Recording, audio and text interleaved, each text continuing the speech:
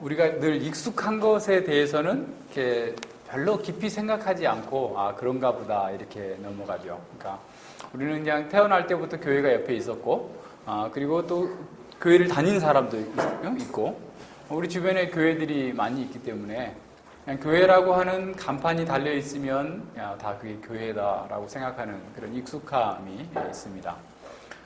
그런데 이제 사실은 그 교회라고 하면서 보통은 예를 들어서 교회라고 하면 교회가 있어야 될 것이 뭔가, 그죠? 예를 들어서 부동산 공인중개사 사무소다. 그러면 부동산 공인중개사 사무소에는 어떤 매도자가 있고 또 매수할 사람이 있고 뭐 전세, 월세 등등의 이렇게 매물들이 있어야 되는 것이 부동산으로서의 역할과 업무를 중개인으로서의 역할과 업무를 감당할 수 있겠죠.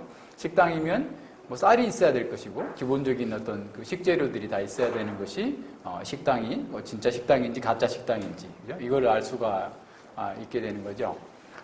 근데 교회도 마찬가지입니다. 과연 교회가 뭐냐라고 했을 때 교회가 반드시 있어야 될 것이 뭐고 있어서는 안 될 것이 뭐고, 그죠? 이런 것들이 분명하게 우리에게 의식이 돼 있어야 되는데 그냥 다니다 보니까 또 이 기존에 와 있는 교회가 이미 현재 와 있는 교회가 이게 그냥 다 그런가 보다 이렇게 생각을 하면서 교회에 대한 이해를 하게 되는 거죠. 그래서 우리 시간에는 교회가 그 본질과 사명과 또 어떤 그 속성을 가지고 있는지에 대한 개략적인 내용들을 한번 쭉 정리해 볼 수 있는 그런 시간이 되었으면 좋겠어요.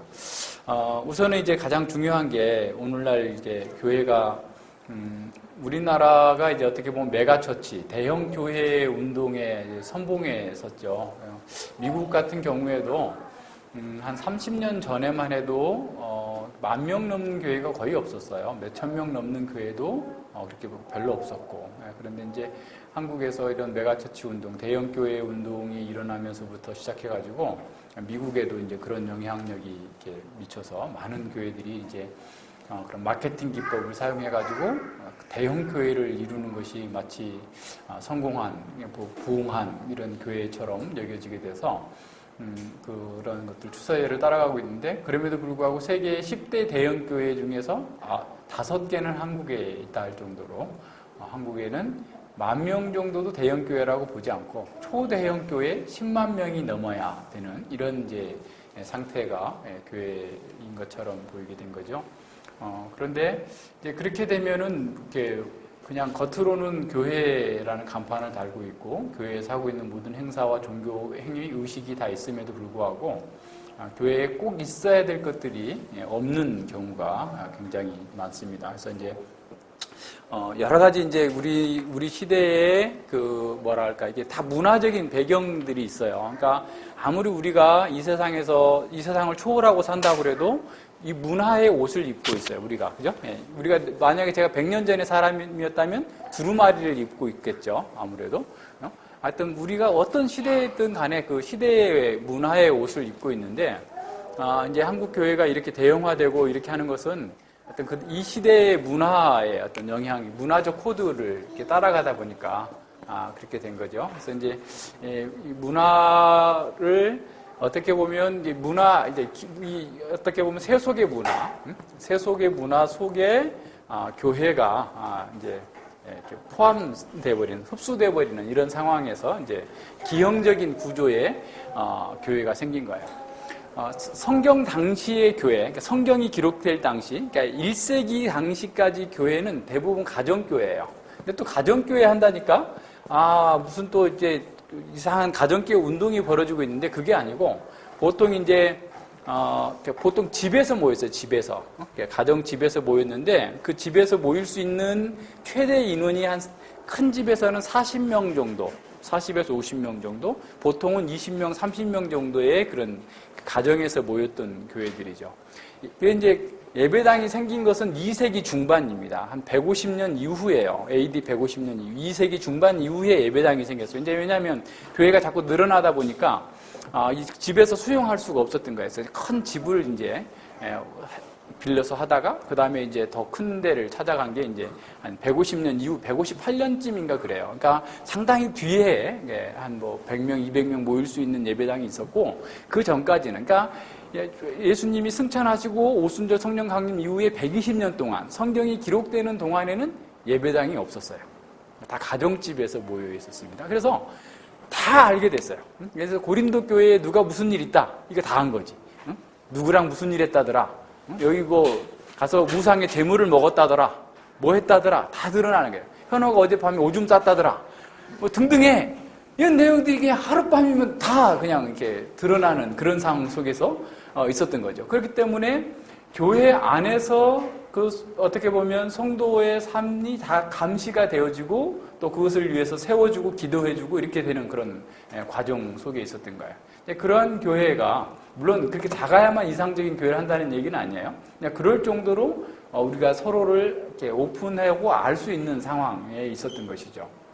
그런데 대형 교회가 되면 어떻게 되냐면 누가 누군지도 모르고 이름도 잘 모르고 본 것 같긴 한데 저게 어느 부서더라 등등에 이렇게 얘기하고, 교통사고 나서 신나게 싸웠더니 나중에 보니까 같은 교회 성도더라 뭐 이렇게 얘기가 뭐 하는 경우도 있고 할 정도로 서로 잘 모르는, 그러니까 하나의 그냥 예배에만 참여하고 삶에서는 어떻게 사는지 아무도 알 수 없는 그런 익명성 속에 숨어버린 것이 되죠. 그러다 보니까 교회가 한 몸이다, 지체다, 유기적으로 연합되어 있다, 교회아적인 삶을 살아야 된다라고 하는 것은 너무나 생경한 얘기가 되는 것이죠.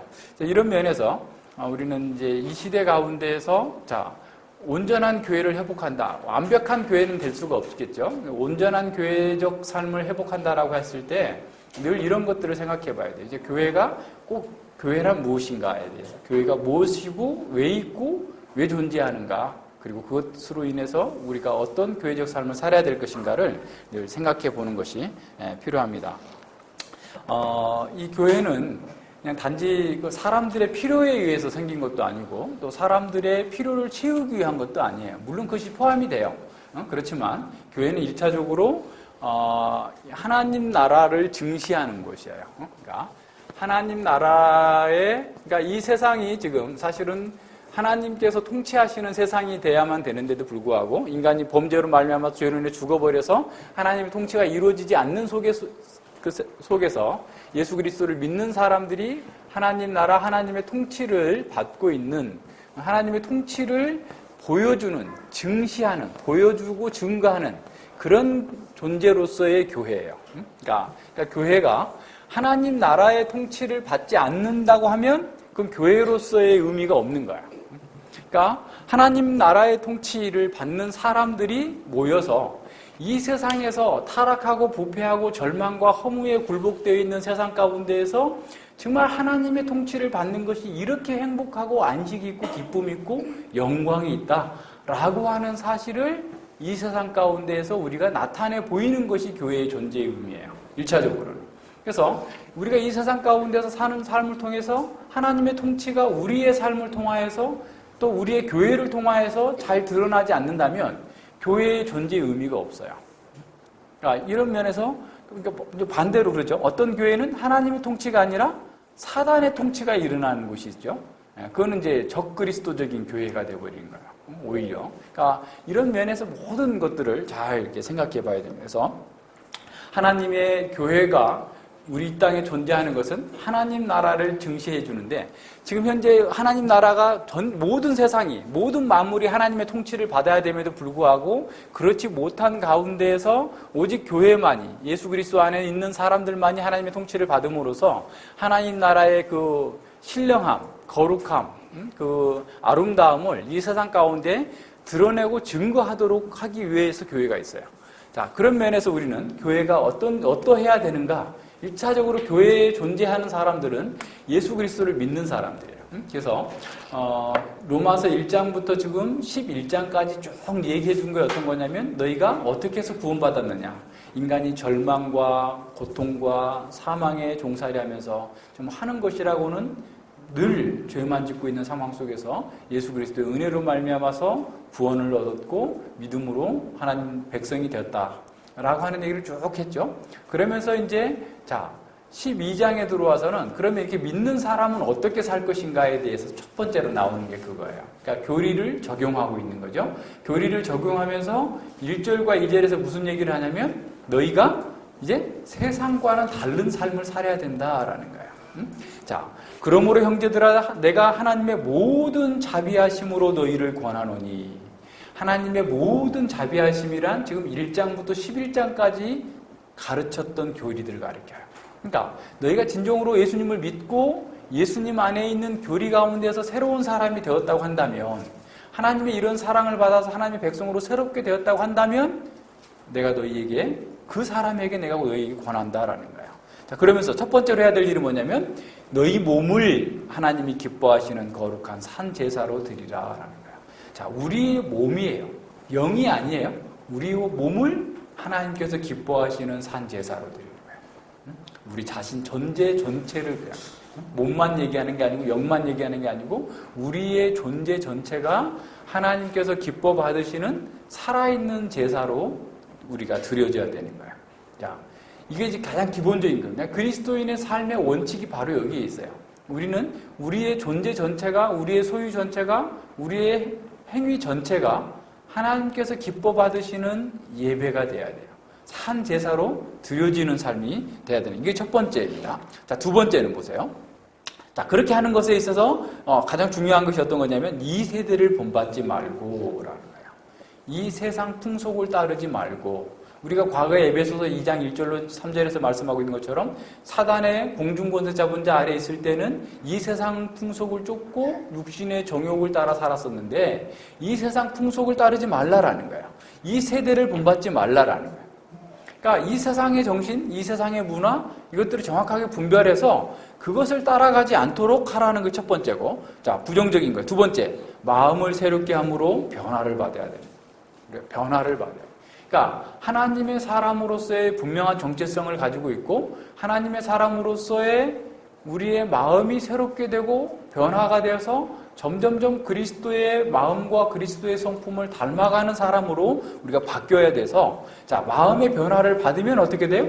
하나님의 선하시고 기뻐하시고 온전하신 뜻이 무엇인지를 분별하는 거야. 자, 그렇지?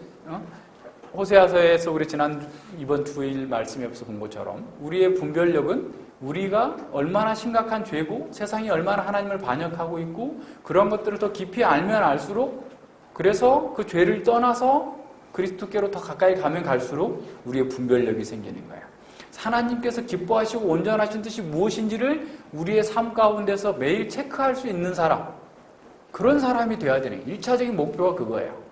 근데 이게 하나님께 좋아하시는 건지 기뻐하시는 건지 아니면 내가 좋아하는 건지, 자기가 좋아하는 것과 하나님께서 좋아하는 것과 이게 오버랩 시켜가지고 그냥 자기가 좋아하는 쪽으로 선택을 하죠.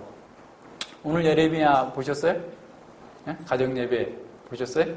저녁에 하시는 분은 아직 못 보셨을 거고, 요하난을 비롯한 유다의 남은 자들이 예레미야에게 와서 우리를 위해서 기도해 주십시오. 당신의 하나님께 기도해 주십시오. 우리가 어떻게 하든지 간에 이번에는 다 말을 듣겠습니다. 맹세합니다. 라고 하고 기도를 부탁을 해요. 열흘 후에 기도했더니 하나님께서 예레미야에게 응답을 주십니다. 너희들 애굽으로 가면 망한다. 이 땅에 있으면 결코 바벨론 군대가 느부갓네살이 너희들을 죽이지 못하도록 하나님께서 보호해 주실 거다. 약속을 주셨음에도 불구하고 어떻게 행동하죠? 이제 다음 장에 가서 보면 거짓말이다 하면서 예레미야까지 끌고 가버려요. 자기의 육신의 욕망과 맞지 않기 때문에 듣지 않겠다라는 거예요. 그러니까 우리도 그런 죄에 빠지는 거예요. 자, 내가 기도합니다. 하나님 뜻대로 살겠습니다. 근데 그 하나님 뜻이 자기 욕망하고 맞으면 감사합니다 하고 아멘하고 가는데, 자기 욕망하고 맞지 않으면 이래 핑계 저래 핑계 되는 거예요. 당장에 그 유다의 남은 자들이 뭐라고 그러죠? 저놈 원래부터 친 바벨론파야. 그때부터 항복하라고 그랬잖아. 손엉터리야. 하면서 민족주의적 감정을 조장해가지고 사람들이 잘못된 대로 가도록 이끌어가는 거예요. 우리 속에 있는 이 부패한 그 욕망이 얼마나 심각한지를 잘 보는 것만큼 우리의 분별력이 성장해요. 그러니까 이것은 그 사람들, 그 당시 그 사람들만 그런 게 아니고 오늘 우리예요. 우리 자신이 그렇거든요. 그러니까 하나님께서 뭐라고 말씀하시든 듣겠습니다 해요. 그런데 자기 욕망하고 맞을 때 듣겠다는 거야. 그리고 자기 욕망하고 맞지 않으면 될 수 있는 대로 수만 가지 피해갈 수 있는 변명들을 찾아내는 거죠. 이런 상태에서는 우리가 하나님께 온전한 예배로 드려질 수가 없어요. 그러니까 죽든지 살든지 하나님께서 원하시는 대로 하겠습니다 라고 가면 되는데 안 하는 거예요. 자기가 다 정해놓고 하나님 도장만 찍어주세요. 뒤에서 밀어만 주세요.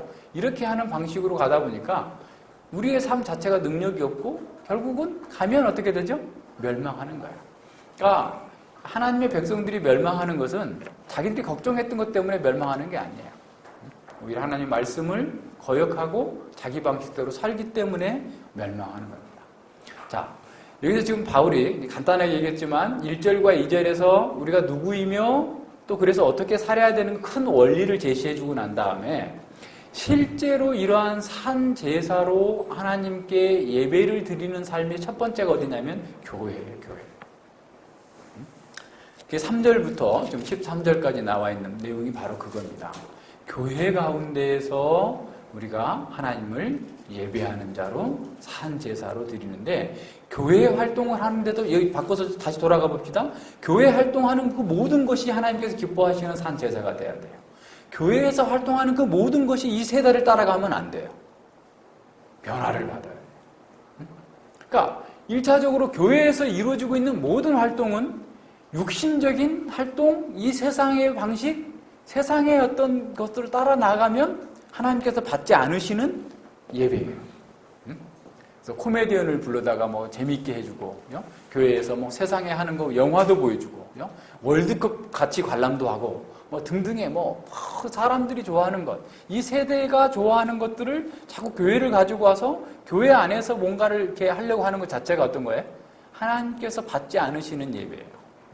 그러니까 이게 변화되지 않은 상황인 거죠. 그러니까 우리는 그런 면에서 교회에서부터 철저하게 변화받는 이런 상태가 돼요. 그래서 교회가 하나님 나라의 통치를 받음으로써 세상과 다른 모습을 보여주지 못하니까 사람들이 교회를 우습게 생각해요.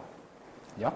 가령 어떤 사람이 노숙자가 지나가다가 장군이 벗어놓은 별 4개짜리 모자를 하나 쓰고 다니면서 나 장군이야! 하고 막 소리치고 다닌다고 그러보세요. 사람들이 어떻게 생각하겠어요? 비웃죠. 조롱하죠. 그럴 거 아니에요. 교회가 그리스도의 정말 몸으로서 신령한 능력을 나타내지 못하고서 그냥 껍데기만 가지고 있으니까 사람들이 비웃는 거예요. 예수님 믿는 우리 자신도 마찬가지예요. 우리가 진리의 사람이면 우리가 세대를 본받지 아니하고 마음이 변화가 되어서 정말 하나님의 사람으로 새롭게 되어서 하나님께서 기뻐하시는 것을 선택하면서 이 세상 가운데 살아보세요. 사람들은 우리를 두려워합니다. 적어도 우리를 사랑하지는 않더라도 우리를 미워하거나 조롱할 수는 없어요. 미워할 수 있어도 조롱하지는 않아요. 그래도 쟤는 지가 믿는 대로 사는 사람이야 라고 얘기하는 거예요. 저의 말과 제 행동은 자신이 고백하고 있는 신앙과 동일한 거야 라고 하면서 오히려 존경을 표하고 그 사람을 오히려 두렵게 생각하지 함부로 대하지 않아요. 문제는 뭐냐면 우리가 말씀을 가지고 있다고 하면서도 우리가 고백하는 이 신앙과 삶의 언행이 일치가 되지 않기 때문에 사람들이 우리를 가볍게 생각하는 거예요. 교회가 첫 번째로는 하여튼 교회 가운데서 1차적으로 이 하나님의 말씀이 잘 구현되어져서 우리가 정말 교회가 세상과 다른 방식으로 이 삶을 사는 것을 보여주고 세상과 다른 방식의 정말 고상하고 능력 있는 거룩한 삶의 방식을 드러내지 못한다면 세상에 있을 이유가 없고 세상 사람들에게 아무리 뭘 갖다 줘도 사람들은 교회를 우습게 생각해요. 한국의 개신교만큼 사회봉사를 많이 하는 데가 없어요. 전 세계적으로도 마찬가지예요. 그런데 개신교만큼 좀 욕먹고 있는 데가 없어요. 그 사람들이 우리가 봉사를 안 했다고 그러는 게 아니에요. 우리가 말하고 고백하고 있는 것과 살지 않기 때문에 그런 거예요. 이런 면에서 철저하게 우리는 1차적인 변화, 우리 스스로의 변화가 일단 가장 중요하고 그 변화를 이끌어주는 곳이 바로 교회여야 돼요. 그래서 그 교회가 이제 어떻게 이렇게 움직여야 될 것인가를 3절 이하에서 아주 분명하게 선언해주고 있는데요. 3절에 보면 내게 주신 은혜로 말미암아 너희 중 각 사람에게 말하노니, 여기서 은혜라는 말은 사도의 직분을 얘기합니다. 그러니까 사도 바울은 자신이 이걸 좀 하고 싶어서 하는 것이 아니고 로마서 초두에 자신을 소개할 때 말한 것처럼 그리스도 예수의 종으로서 부르심을 받아서 지금 이 말씀을 전하고 있는데, 이 사도로서 부르심을 받아서 내게 주신 은혜, 사도의 직분을 따라서 너희 중 각 사람에게 말한다. 다시 말하면 무슨 말이냐면, 내가 너희들에게 말하는 것은 나의 개인적인 얘기가 아니고 하나님께서 나에게 직분을 주셔서 이렇게 하도록 하셨기 때문에 나는 그렇게 하는 것이다 라고 하는 하나님의 말씀으로서의 권위를 주는 거예요. 자, 그러면서 마땅히 생각할 그 이상의 생각을 품지 말고 오직 하나님께서 각 사람에게 나눠주신 믿음의 분량대로 지혜롭게 생각하라라는 거예요. 자, 교회에 대한 또는 하나님께 대한 예배에서의 첫 번째 요구 조건이 뭐냐면, 자, 마땅히 생각할 것을 생각할 그 이상을 품지 말고 각 사람에게 나눠주신 믿음의 분량대로 지혜롭게 생각하라라는 거예요. 우리 같았으면 더 열심히 더 봉사하라 또는 뭐 뭔가를 많이 하라 라고부터 할 것 같은데, 오히려 지금 바울 사도는 우리에게 이미 지금 주어져 있는 그 하나님께서 주신 믿음의 분량에 따라서 지혜롭게 생각하라라는 거야. 근데 그렇게 지혜롭게 생각하기 전에 첫 번째 해야 될 게 어떤 거냐면, 자기가 마땅히 생각할 그 이상의 생각을 품지 말라요. 그러니까 우리는 이렇게 부패한 본성이 있기 때문에 자기의 신앙을 어떻게 하죠? 자꾸 부풀려요.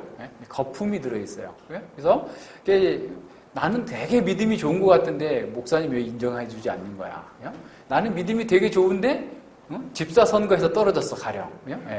등등의 이런저런 일들이 막 생기는 거예요. 그러니까 이러다 보니까 자신을 이렇게 높이 평가하는 그런 아주 어떻게 보면 병적으로 우리가 있거든요. 그러다 보니까 자꾸 그런 면에서 자기가 생각할 그 이상을 자꾸 생각하는 거죠. 그러니까 자신은 어떻게 보면 회심하지 않았는데도, 거듭나지 않았는데도 거듭난 것으로 여겨주기를 바라고, 자신은 지금 이런 부분에서 안 돼 있음에도 불구하고 자꾸 됐음을 여겨주기를 바라고, 그래서 자기보다 현재 자신이 갖고 있는 그런 상태보다도 조금 더 이렇게 자기를 높게 생각하는 거예요. 근데 그렇게 하다 보면 어떻게 되겠어요? 교회 내에서 자꾸 사람들 간의 경쟁의식이 생겨나고 분쟁이 생겨나게 돼요. 이런 면이 아주 우리 속에 있는 아주 부패한 그 요소예요. 예를 들어서 기도의 순서를 범진이 하고 그 다음에 호진이 하고 했어. 그러니까 범진이가 내가 호진이 형보다 기도를 먼저 했네. 내가 믿음이 호진이 형보다 더 좋아. 이렇게 생각할 수 있어요. 아무것도 아닌데. 우리는 그런 거 전혀 생각하지 않았는데도 그냥 앞에 있으니까 먼저 했는데, 범진이 생각 그렇게 할 수도 있고, 또 호진이는 반대로 목사님이 말이야, 내가 훨씬 더 믿음이 좋은데 나이도 내가 더 많은데 말이지 범진이를 뭐 시켰다고 하면서 또 이 속에서 또 꿍하는 생각이 들 수도 있는 거야. 늘 우리 속에 이런 게 있어요. 그러니까 교회 가운데 있어요. 교회 가운데. 그게 밖에 있는 게 아니라, 왜냐하면 우리가 지금 교회 안에 있는 사람들이 부활한 사람들이 아니에요. 여전히 부패한 육신의 영향을 받고 있기 때문에 그걸 가지고 사단은 늘 장난치고 우리로 하여금 화평을 깨도록 하고 우리가 잘못된 생각을 하도록 하기 때문에 이런 어떻게 보면 부정적인 권면이 먼저 주어지고 있는 거죠. 그러면 두 번째로 뭐라고 말씀하시냐면, 각 사람에게 나눠주신 믿음의 분량이에요. 자, 내가 막 열심히 쟁취한 분량이 아니고 믿음의 분량이 아니에요. 내가 열심히, 나는 뭐 오늘 새벽 2시부터 일어났기 때문에 너 7시에 일어난 너하고 나하고 비교가 돼? 하면서 내가 쟁취한 믿음이 아니라 하나님께서 나누어 주신 믿음의 분량이에요. 우리에게 주어진 모든 은사와 재능, 이 모든 것들이 하나님께로부터 왔다라는 거죠. 그래서 하나님께서 각각에 나누어준 그 분량에 따라서 거기에 맞게 생각하라라는 거예요. 그러니까 자신을 과대평가하지도 말고, 또 그렇다고 해서 나는 고린도전서 12장에서 말하고 있는 것처럼 나는 아주 그냥 교회에 별 필요 없는 사람이다 라고 생각하면서 자기를 어떻게 보면 과소평가해서 또 문제가 되는 것, 그것이 아니고 오히려 정당하게 하나님께서 나에게 주어진 그 자리에서 내가 마땅하게 할 바를 생각하고 그를 따라서 나가라라는 거예요. 그러면서 4절에서 뭘 얘기하냐면, 한 몸에 많은 지체를 가졌으나 모든 지체가 같은 직분을 가진 것이 아니니라고 했어요. 자, 직분 얘기가 나와요. 왜 그럴까요? 벌써 교회 가운데 직분들이 생겨났어요. 지금 바울이 지금 교회 이 로마서를 쓸 때는 AD 56년에서 57년경이거든요. 그러니까 복음이 지금 전파된 지 한 5, 6년, 7년 이렇게 됐어요. 오순절 성령 강림 이후에 시간으로 따진다면 그런 상황 속에서 교회에 목사라고 하는 직분이 생겼을 테고 이 집사나 장로라고 하는 이런 직분자들이 교회 중에 있었어요. 그런데 어떻게 보면 사람들 속에서 동일하게 믿었어요. 어떤 사람과 같이 믿었어요. 그러니까 이제 같이 믿었는데 어떤 사람은 하나님께서 그런 말씀 사역자로서의 은사를 주시고 또 교회가 그걸 확인하고 그래서 이제 사역자로서의 부르심 속에서 직분을 이렇게 갖게 됐고 어떤 사람은 집사로서 어떤 사람은 장로로서 어떤 사람은 직분은 아니지만 늘 이렇게 섬기는 일로 지금 나오는 여러 가지 지금 이런 은사를 따라서 섬기고 있는데 그것을 가지고서 서로 어떻게 하겠어요? 이게 더 좋아 보이는 은사를 갖는 것이 어떻게 보면 나에게 더 영광스러운 일이다라고 생각을 하게 되는 거예요. 특별히 고린도전서 12장에서 다뤄지고 있는 12, 13, 14장에 다뤄지고 있는 것은 어떤 거냐면 신비적 은사를 가진 사람들, 방언을 하거나 예언을 하거나 등등의 이런 은사를 가진 사람들이 다른 은사를 가진 사람들보다 더 슈퍼 크리스찬이다. 나는 더 정말 탁월한 영적인 능력이 있는 사람이다. 라고 생각하면서 사람들이 다 그거를 원한 거야. 그래서 그게 아니다. 각 사람에게 주시는 은사는 하나님께서 성령님께서 교회 전체의 유익을 위하여서 각 사람들에게 주신 것이다. 내가 달고 원한다고 해서 얻어지는 것도 아니고 내가 막 싫다고 해서 안 할 수 있는 것도 아니고 하나님께서 주권적으로 나눠주시는 것이다. 그렇기 때문에 그러한 은사를 받았을 때 그 은사는 또한 자신의 개인의 유익을 위한 게 아니다라는 거야. 자신의 개인의 유익을 위해서 현호의 손을 한번 들어봐요. 현호 손, 오른손. 네. 오른손 자신을 위해서 할 일이 얼마나 있어요? 네? 자기 손은 자기도 긁지도 못해. 네. 오른손이 오른손 못 긁잖아요. 긁을 수 있어요? 네, 못 긁어요. 그러니까 모든 지체는 몸 전체를 섬기도록 있는 거예요. 그죠? 그러니까 너에게 준 하나님께서 주시는 은사는 너 자신 혼자서 잘 먹고 잘 싸고 네가 멋있다고 그러고 너 혼자 잘났다고 그러고 다른 사람을 까누르고 내가 이렇게 더 멋진 그리스도인이야 라고 자랑하도록 자기가 영광을 받도록 주신 게 아니고 모든 교회의 온몸을 유익하게 하는데 섬기라고 준 거다라는 거예요. 그래서 우리에게 주어진 모든 은사는 다 교회 공동체 전체에게 유익하도록 주어진 거예요.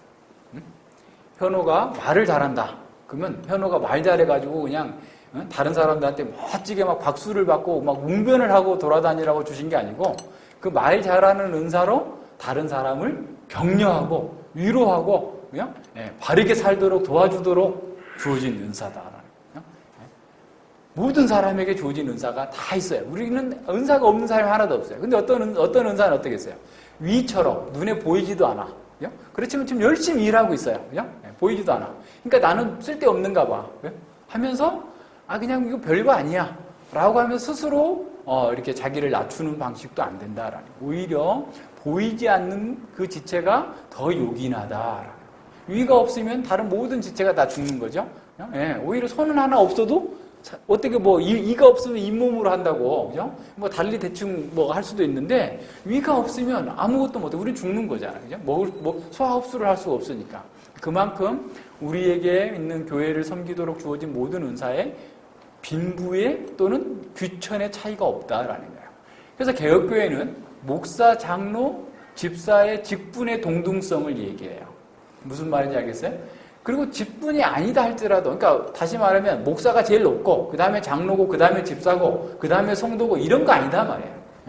모든 직분은 다 몸 전체를 섬기도록 주어진 거야. 무슨 말인지 아시겠죠? 그러니까 직분이 아니다 할지라도 우리 자체가 이미 그리스도의 몸의 지체로서 지금 사워져 있다고 한다면 우리 자체가 곧 교회 몸 전체를 섬기도록 주어진 거다 말이에요. 그래서 교회 가운데에서 자꾸 자기의 유익을 위하여서 교회 사역을 하는 것이 어떻게 보면 타락이에요, 그게. 이런 면에서 우리는 이렇게 여러 생각들을 해야 됩니다. 그래서 우리에게 주어진 모든 은사는 교회 전체를 섬겨서 그 교회 전체가 어떻게 하도록? 하나님 나라를 잘 증시하도록. 교회를 잘 섬기는데 교회가 하나님 나라가 아니고 세상 나라를 섬기고 있으면 어떻게 하겠어요? 그건 이제 문제가 있는 거죠. 가령. 그러니까 이런 모든 것들을 잘 생각해서 하나님께서 우리에게 주시는 그 직분에 따라서 각각의 역할들을 잘 감당해야 되는 거예요. 그래서 이제 교회에는 직분이라고 얘기 나왔으니까 잠깐 얘기하면 항존직이 있고 임시적인 한시적인 직분이 있어요. 그러니까 이제 항존직이라는 건 뭐냐면 교회에 항상 있어야 될 직분이에요. 그래서 그게 목사, 장로, 집사예요. 그러니까 목사, 장로, 집사가 세워져 있는 교회가 이제 조직된 교회예요. 지금 우리는 좀 미조직된 교회죠. 이 조직된 교회가 되려면 목사, 장로, 집사가 이렇게 함께 세워져 있어야 조직된 교회가 됩니다. 그리고 이제 한시적인 직분은 뭐냐면 선지자나 사도와 같은 이런 사람들은 교회의 창설 멤버예요. 그렇기 때문에 교회가 1세기의 초대교회가 세워지고 난 뒤에는 이 창설 멤버가 더 이상 계승되지 않아요. 한시적으로 있었던 직분이에요. 그래서 계승되지 않고 지금 이제 교회의 항존직이라고 하는 것은 목사, 장로, 집사만 항존직. 교회에 항상 존재해야 된다라고 하는 거예요. 교회의 직분을 갖는 거죠. 그런데 이제 한국교회에서 그걸 어떻게 생각하냐면 항존직을 종신직으로 생각해요. 무슨 말인지 알겠어요? 목사가 한 번 되면 죽을 때까지 목사. 장로가 한 번 되면 죽을 때까지 장로. 예? 집사가 되면 죽을 때까지 집사. 물론 이제 안수 집사 뭐 이렇게 하는데 이렇게 해야 되는데 그것은 이게 좀 이제 한국에서 들어온 잘못된 그 직분에 대한 적용이 된 거예요. 오해예요, 오해. 그러니까 이 칼빈 시대에도 처음 칼빈이 이제 그 직분이 이 중세 시대에 교회의 직분들이 다 무너졌잖아요. 그래서 이제 캐톨릭의 계급화가 돼버린 거예요. 그러니까 마치 로마 정부의 계급처럼 교황이 있고, 그 다음에 뭐 추기경이 있고 등등의 쭉 이렇게 나눠지는 이 계급이 있어서 일반 평신도라는 말은 레이맨, 가장 낮은 사람, 그냥 사찰 것 없는 사람으로 여길 정도로 이렇게 해왔던 거죠. 그래서 그 직분을 종교개혁 시대에 개혁을 하면서 칼빈 선생님은 장로 1년짜리, 1년 임기로 늘 이렇게. 왜냐하면 너무 힘들어요. 장로들이 성도들을 범진이가 성경 공부 제대로 하고 있는지 안 하고 있는지, 성경 몇 장 읽었는지 매일 찾아가서 확인하고 또 성경적 조언도 해주고 계속 신방하고 이렇게 하니까 보통 장로는 자기 직장을 갖고 있잖아요. 직장을 갖고 있으면서 계속 신방을 다니고 성도들을 위해서 기도하고 시간을 내는 것 자체가 거의 자기 시간이 없다고 볼 수 있을 정도로 일이 힘듭니다. 그래서 1년 단위로 했어요. 그러다가 이제 3년씩 해가지고 나눠서 돌려 하기도 하고, 집사도 역시 마찬가지고. 그래서 지금도 하란 개혁교회 보면 500명 정도 있는 그 교회에도 장로님 5분, 뭐 집사님 5분, 뭐 이런 정도밖에 안 돼요. 그러니까 굉장히 일이 어렵죠, 힘들죠. 그리고 그렇다고 해서 집사가 아니거나 장로가 아니고 직분이 없는 사람들이 또 가만히 있는 게 아니에요. 다 같이 협력해서 해요. 협력해서 하지만 그렇게 늘 이렇게 교대합니다. 더 이상 이렇게 해서 이제 지금 한국에도 그렇게 임기제로 장로 집사를 이렇게 하고 있는데 그런 분들도 보면 이제 보통 3년 단위로 이렇게 계속 바꿔가면서 이렇게 하면서 또 실질적으로 그런 직분의 회복을 위해서 열심히 잘 노력하고 있는 그런 교회들이 잘 보입니다. 자, 그럼 오늘 지금은 우선 뭐랄까 원리적인 것들만 쭉 생각해 보면요. 자, 아까 얘기한 것처럼 4절에서 많은 지체가 있지만 모든 지체가 같은 직분이 아니에요. 우리가 다 입이라고 하면 어떻게 하겠어요? 아무것도 못하지. 그죠? 다 발이면 또 어떻게 하고. 그죠? 동일한 직분을 갖고자 하는 그런 어떤 사람들의 그런 부패한 그런 욕망들에 대해서 어떻게 보면 교정해 주는 거죠.